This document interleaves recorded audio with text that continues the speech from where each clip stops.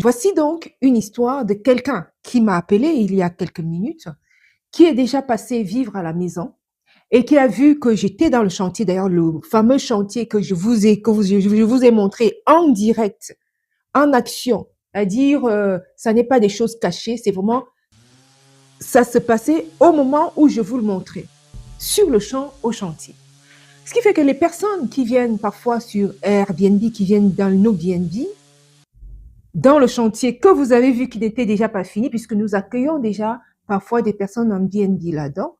Donc, il est arrivé que nous avons accueilli donc quelqu'un de la diaspora qui est venu rester à la maison et qui a vu que on était en chantier.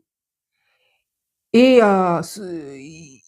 il nous a recontactés, comme la majorité, souvent des personnes qui viennent à la maison reviennent ou alors essaient de garder contact avec nous.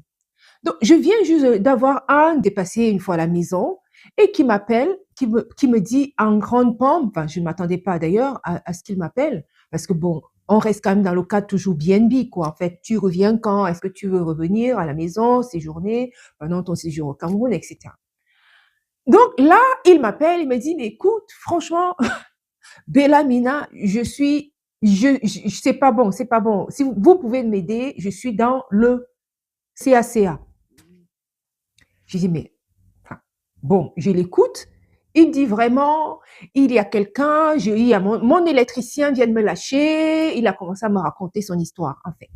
Il me conte son histoire en me racontant comment son électricien vient de le lâcher.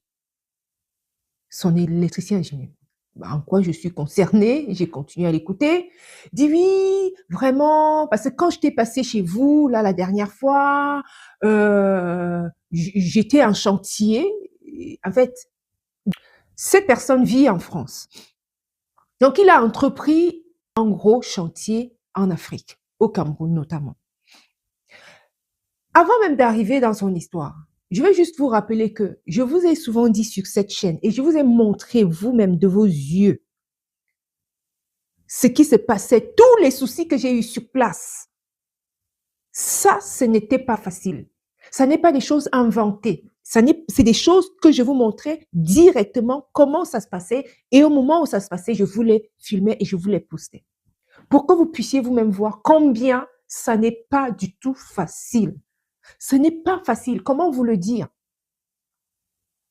Je savais déjà que c'est pas facile. Je le sais déjà.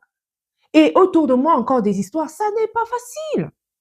Donc, c'est pour ça que sur cette chaîne, je vous ai toujours dit que ça n'est pas évident de se lever du jour au lendemain